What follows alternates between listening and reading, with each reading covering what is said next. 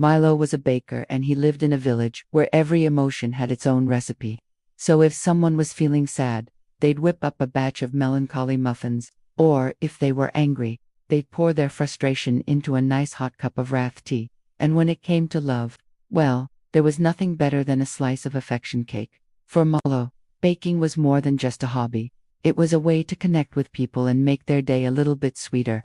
That is, until a new neighbor moved in next door. Her name was Leela, and she had an air of mystery about her. She didn't speak much, but when she did, her voice was like the tinkling of wind chimes. Still, Milo couldn't help but feel a little uneasy around her. He couldn't put his finger on it.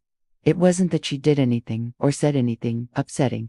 It was just that their personalities seemed to clash like oil and water. One afternoon, while Milo was rolling out some dough for a batch of snickerdoodle cookies, he heard a loud crash from next door, followed by Leela's voice. Startled, he rushed to his window and saw her surrounded by boxes, their contents spilled across the floor. Without thinking, he grabbed his apron and ran over to help. "Let me lend a hand," he offered, trying to smile warmly. But Leela just shook her head and waved him off. "No, it's all right, really. I can handle it," she said. Though her voice lacked its usual cheerfulness, perplexed by her reaction, Milo retreated back home. He couldn't understand why she was so distant. He thought maybe she was just having a bad day, so he decided to leave her alone. But the next day, he saw the same thing. And the next day after that, she was always alone and always busy. It was driving him crazy with worry. That's when his grandmother, who was visiting for the week, noticed his troubled expression. "What's wrong, dear?" she asked, her voice like warm honey. Milo poured his heart out to her, explaining his concern for Leela and how he wished he could be friends with her.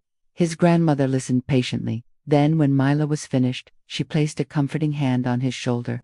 "Sometimes all we need is a little understanding, a dash of kindness, and a pinch of patience," she said mysteriously. Then she winked and added, "And of course, a slice of good old enemy pie." Enemy pie, a dessert so legendary it was said to transform sworn enemies into the best of friends. It was made with a secret ingredient called kindness berry, which only grew deep within the whispering woods. The woods were known for their strange and sometimes dangerous inhabitants, not to mention the fact that they were nearly impossible to navigate. But Milo was determined to make this pie for Leela. After all, what was the worst that could happen? As he set off into the woods, Milo felt a mix of emotions bubbling inside him. He was scared, excited, and hopeful all at once. Suddenly, his foot caught on a tree root and he tumbled to the ground, landing in a heap. Groaning, he looked down and realized he'd fallen into a hole. But it wasn't just any hole. It was a peculiar sight to behold. The walls were lined with ovens of all shapes and sizes, and in the center sat a gigantic cookbook, its pages filled with fantastical recipes.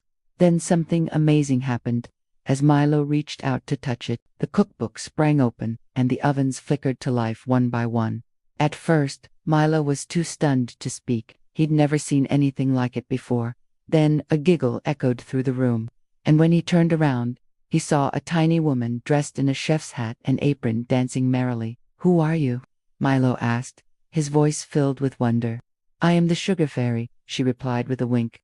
"And these are my friends, the Cinnamon Cloud and the Lemon Imp." Before Milo could even process what was happening, the Sugar Fairy had already climbed onto his shoulder, and the Cinnamon Cloud had wrapped itself around his arm like a fluffy scarf.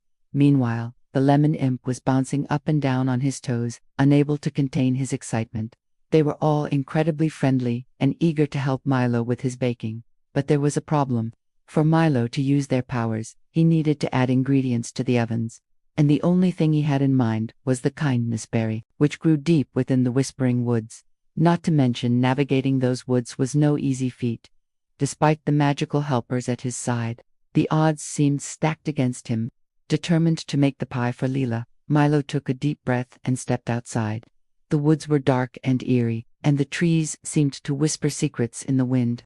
But with the Sugar Fairy, Cinnamon Cloud, and Lemon Imp by his side, Milo felt braver than ever before. The Lemon Imp zipped ahead, acting as their guide, while the Cinnamon Cloud floated above, keeping watch for any danger. The Sugar Fairy, meanwhile, perched on Milo's shoulder, offering words of encouragement and advice. They encountered all sorts of strange and wonderful creatures on their journey. Playful mushroom people, wise old tree spirits, and even a family of giggling fireflies, who led them to the elusive kindness berries. Finally, after what felt like hours, they arrived at their destination. The kindness berries grew on bushes that shimmered with an otherworldly glow, their fruit a vibrant purple and bursting with flavor. But as Milo reached out to pick one, a gruff voice boomed through the forest. "Who's there?" Startled, Milo froze. Was it a wild animal, a grumpy forest spirit, or something else entirely? Then a large shape emerged from behind a tree, blocking their path.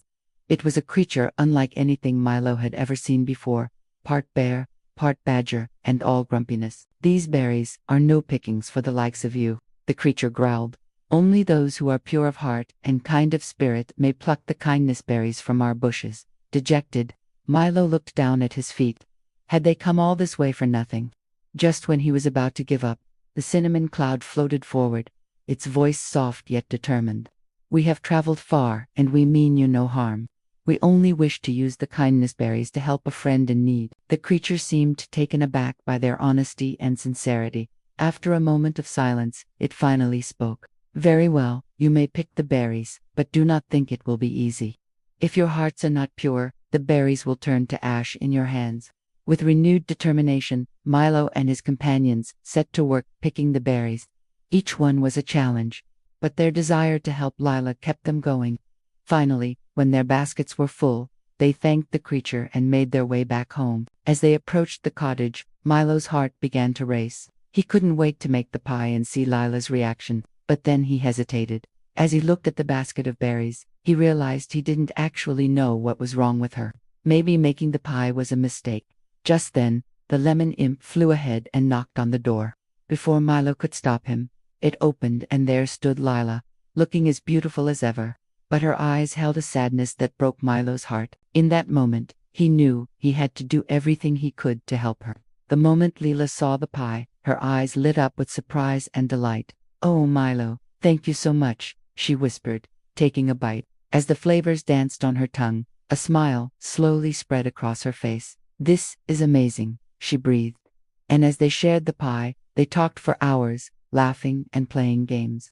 By the end of the night, they had become the best of friends. And as for the pie, well, it turned out the recipe didn't need any magic to make friends. All it took was a little kindness, a lot of patience, and a whole lot of heart.